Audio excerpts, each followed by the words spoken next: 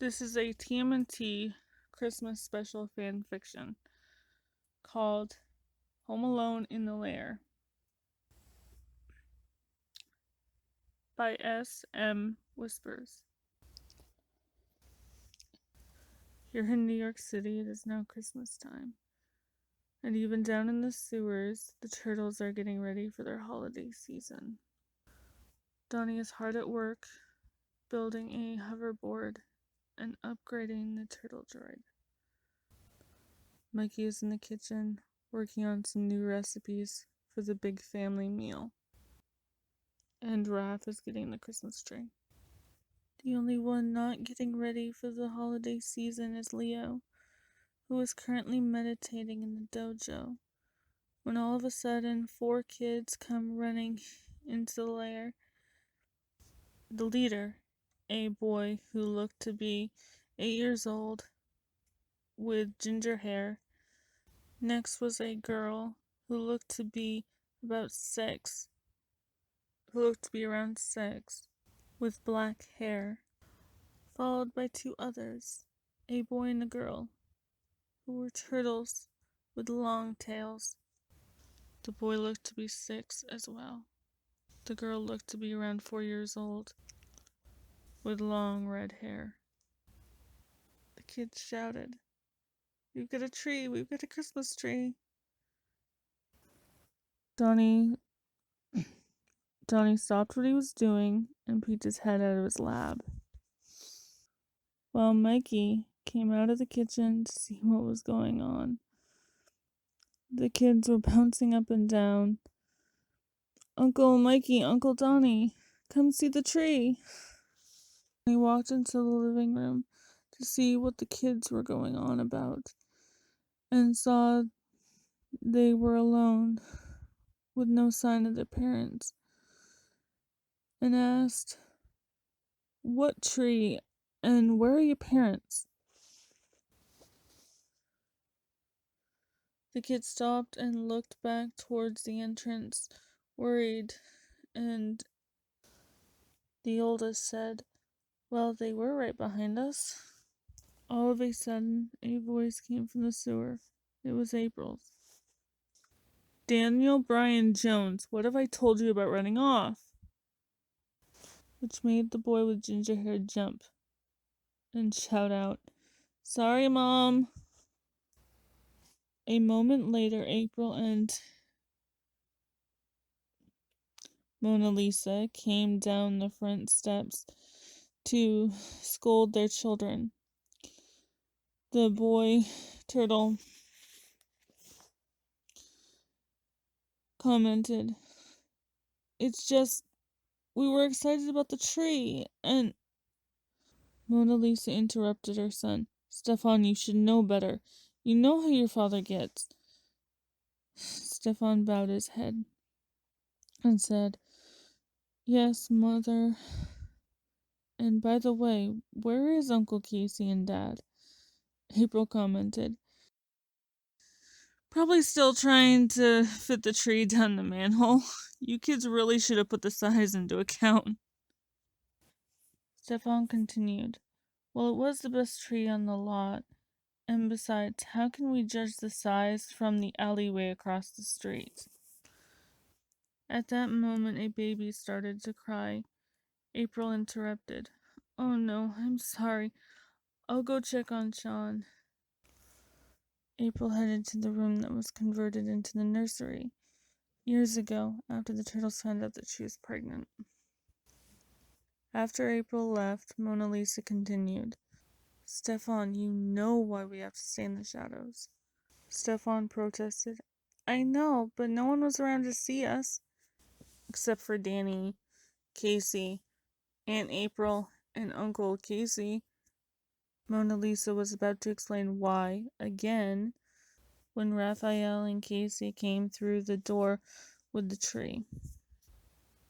As soon as they put the tree down, Raphael yelled at his son, "What do you think you were doing, running off like that? What if a member of the Foot Clan had seen you or your sister? What would you have done then?" Stefan talked back to him. But Dad, you and Uncle Leo have been training us. Raphael interrupted, training being the operative word. You are still too young. Me and my brothers didn't even go to the service until we were teenagers. Just then, Mikey decided to chime in. Yeah, and if I remember correctly, you were the one that was the most anxious about getting up there. Shut up, Mikey, Raph yelled. Mona Lisa shoved Raph and gave him a dirty look. Raphael decided it was in his best interest to take it back. I mean, be quiet, Mikey. Everyone started to laugh, so Raph decided to change the subject. Where's Leo? Donnie stopped laughing to answer. He's been in the dojo all day and won't come out. Just then, a pretty blonde girl entered the lair carrying a whole bunch of pizza boxes. So many, in fact, that she had trouble seeing where she was going. Mikey called out, Amy, let me get those. Thanks, Mikey, Amy said with a sigh. Mikey grabbed the pizza boxes and then leaned over and gave her a kiss on the cheek. Anything for you, Dudette, Mikey said as he set the boxes down on the table. Just then, Raph decided to go check on Leo. When he entered the dojo, he saw Leo meditating. Hey, Leo, dinner's here. Raph waited for him to say something, but after a while, and no response, he decided to leave and give Leo some time. As Raph was about to walk out, Leo finally said, Okay, just give me a moment. Raph nodded and then left the room to join the rest of the family. After a little while, Leo came out and saw the tree decorated with lights and tinsel. Then he saw that the kids were putting on ornaments, and it made him smile. For the first time in what felt like forever. The family spent the next 2 hours decorating the Christmas tree and eating dinner when Cry showed up. As soon as the kids spotted her, they ran to her screaming, Aunt Cry, you're here! Both April and Mona Lisa could see that Cry was overwhelmed. They told the kids to go in the library to give the adults a chance to talk. Once the kids were out of earshot, Leo spoke. So what can we do for you, Cry? Cry sighed in relief. I've heard from one of my contacts. The Foot are planning on hitting a warehouse outside of the city tomorrow night. Mona Lisa interrupted. On Christmas Eve? Unfortunately, the Foot doesn't care about holidays. Can this contact of yours be trusted? Snapped Raph. Leo shoved Raphael and said, Raphael, don't be rude. Cry smiled. It's all right, Leo. Yes, Raphael. My contact can be trusted. They still think I'm loyal to the Shredder and the Foot. And before you guys, they were my closest allies. Mona Lisa spoke up. Who are we gonna get to watch the kids? What do you mean someone to watch the kids? Aren't you staying here? Raph's question pissed off Mona Lisa. No, I'm not staying here. I'm not gonna sit around worried sick if you're coming home or not. I'm going! Raph put up his hands and said, Okay, I get it. Just then Casey interrupted. We're not gonna let you have all the fun. Right, April? April nodded. Amy chimed in. I wish I could go with you, but my boss said that if I miss another day, I'm gone. And that means no more discounted pizza. Mikey interrupted. Nope, we can't have that. And I'd rather you weren't there. Amy gave him a dirty look. Not that you can't hold your own or anything. It's just, I'd rather you were safe. Before Amy could comment further, Mona Lisa asked again, so who are we gonna get to watch the kids? Everyone thought about it for a moment. Then April said, well, I know we said we'd never have her babysit again, but I don't really see where we have much of a choice. Are you sure? Asked Casey. No, but like I said, we don't have much of a choice. Raph and Mona Lisa looked at each other for a moment. Then Mona Lisa said reluctantly, go ahead, call Irma. Meanwhile, in the library, the kids are trying to find something to read. When Stefan says, I wished I could see that I could take care of myself and Lisa. Danny commented, me too. I wish Mom could see that I'm not a little kid anymore. Stefan agreed. Tell me about it. Dad still says I'm too young. Yeah, I know that him and his brothers didn't go up to the surface until they were teenagers, but still. Danny continued, yeah, I've been training with Uncle Leo and your father since I was 6. And you started when you were 5. Even training a little with your grandfather before he died. The boys stayed silent for a moment, just thinking about their old master, until Stefan broke the silence. I really miss him. Things around here haven't been the same, especially Uncle Leo. He's always in the dojo. I don't think I'd ever see him if it wasn't for training. Danny commented, yeah, I've overheard my parents talk about it. Uncle Leo used to be a lot different. But something happened a long time ago, and it changed him. But I'm not sure what. Just then Casey shouted, hey guys, look at this. Danny and Stefan walked over to see what Casey was looking at. On a desk sat 2 books. One was titled History of Ancient Weapons. The other was titled The Best Traps. The kids started to read when all of a sudden someone shouted, hey, be careful with those. The 4 kids jumped in surprise. Leo entered the room. I'm sorry, I didn't mean to scare you. It's just, those books are very important to me. They were given to me by someone very special. Stefan asked, who was it? Was it Grandpa? Leo looked sad for a moment, and then gave the kids a soft smile, and said, no, it was someone you never met. She's been gone for a while now. Now, your mom said it's time for bed, so you better get going. Stefan hugged Leo and said, okay, good night, Uncle Leo. With that, the kids left the library and headed off to meet their parents. And after saying goodbye to Danny and Casey, and saying goodnight to the rest of the family, Stefan and Lisa headed off to bed. As Mona Lisa and Rav tucked them into bed, Rav decided to apologize to Stefan for snapping. Sorry I snapped at you earlier. It terrified me. Stefan interrupted. But nothing scares you, Rav continued. Oh yes it does. Especially after losing Grandpa. I don't want to lose you or your sister. Okay? Stefan nodded. Okay. Rav rubbed his son's head. Now, time for bed. Good night. Good night, Dad. And Stefan fell asleep.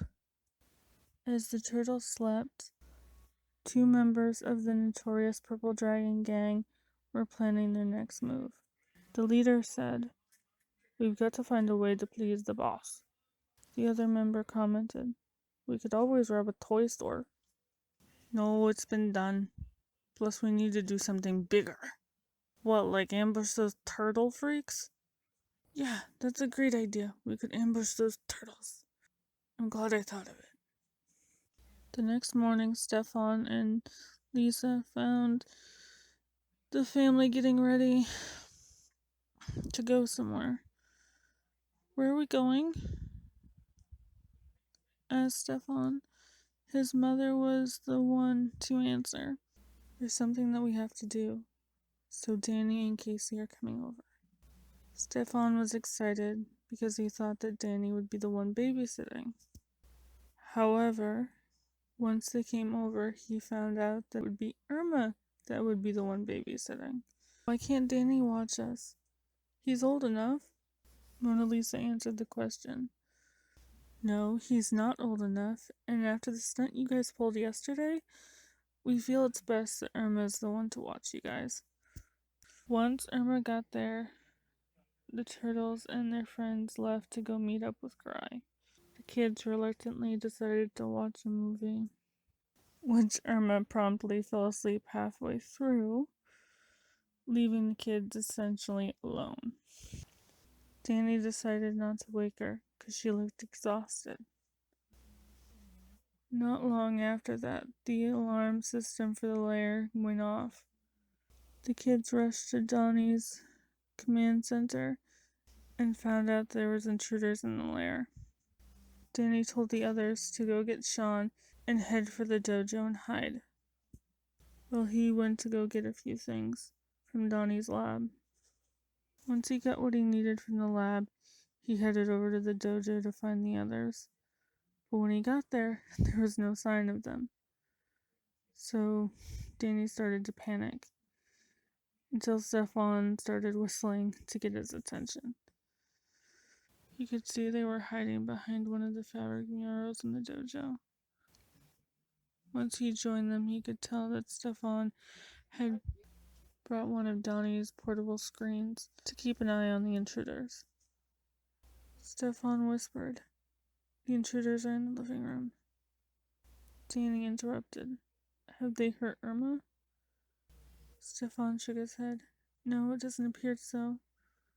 She's still asleep, which is probably a good thing." As they watched the screen, they saw that one of the intruders, the leader by the looks of it, ordered the other one to tie up Irma. Casey chimed in, "Well, at least they're not hurting her." Stefan commented, "Yeah, but for how long? We've got to do something." "That's why I grabbed these."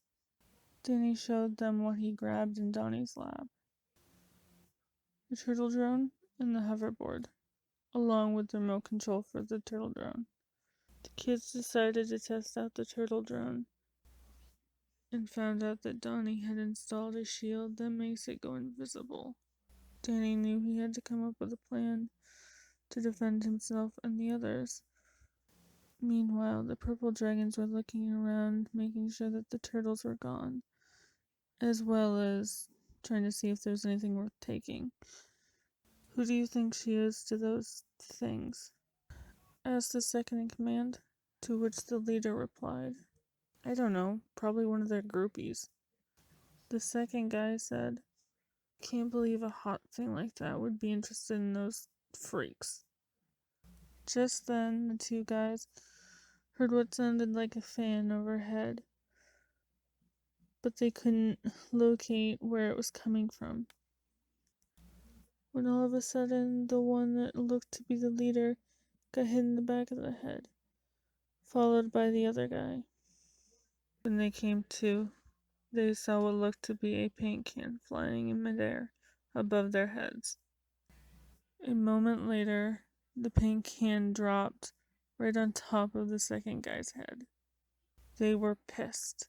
The leader got up and grabbed one of Donnie's staffs that he had left behind. Started swinging it around, trying to hit whatever it was. Stefan kept the drone just slightly out of reach. As soon as the guy stopped swinging, Stefan activated the spitball cannon, which the kids had filled with marbles. Meanwhile, in another part of the city, the turtles and their friends were finishing the mission when Donnie turned his warning system back on. And the moment he did so, it went off. "Intruder alert! Intruder alert! Intruder in the lair!" Donnie panicked and called out, Leo, Raph, we have a problem. Leo answered, What is it, Donnie? We have an intruder in the lair.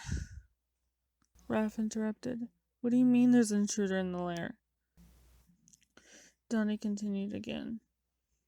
I had turned off the warning system on my turtle comm just in case the kids tripped the sensor. It wouldn't go off during the mission. But just now I turned it on and the alarm's going off. There's an intruder in the lair. It was April who interrupted this time. Are the kids alright? Yes, they're fine. For now. Let's get going then, Leo said, and they all rushed home. So much so that they fell backwards and had a hard time getting back up. Second in command commented, I think this place is haunted. I think you may be right. Once they finally found their footing, they got up and ran out of the lair screaming. But just before they made it out, they were stopped by the turtles. Meanwhile, April and Mona Lisa started searching for their kids. They first saw Irma, who was tied up in the chair, asleep. They both called out, Kids, it's safe to come out now. The kids came running out of the dojo and straight into their mother's arms, telling them how they fought off the intruders without revealing themselves. Mona Lisa hugged her little ones and said, Yes, I know. Good job. I'm so proud of you. Stefan smiled and said, Danny is the one that came up with the plan. April pulled back from her son and said, You did? Danny nodded. Good job, kiddo. A moment later, the turtles walked in. Raph had a worried look and then asked the kids, Are you alright? The kids nodded. Leo looked at everyone and then bowed his head and said, I am truly sorry. I let you all down. I shouldn't be called the leader anymore. And with that, Leo left to be alone in the dojo. After hearing this, Raph decides it's time that he talks to his brother. Raph enters the dojo to find Leo meditating again. Hey, Leo, I think we need to talk. Leo was quiet for a moment and then spoke. Talk about what, Raph? I screwed up. I was so focused on the mission, I put the kids in danger. And that's unacceptable. Leo, the kids are fine. Hell, they kicked the asses of those two. It doesn't make any difference, Raph. I still shouldn't have let them be in that position in the first place. Leo, you have to stop blaming yourself. It's not your fault. What do you mean? Of course it's my fault. I'm the leader. It's not your fault on what happened to Master Splinter, and it's not your fault on what happened today. It may not be, but other things sure are. Wish you'd stop blaming yourself for that. She's the one that left you. No, you don't understand the full story.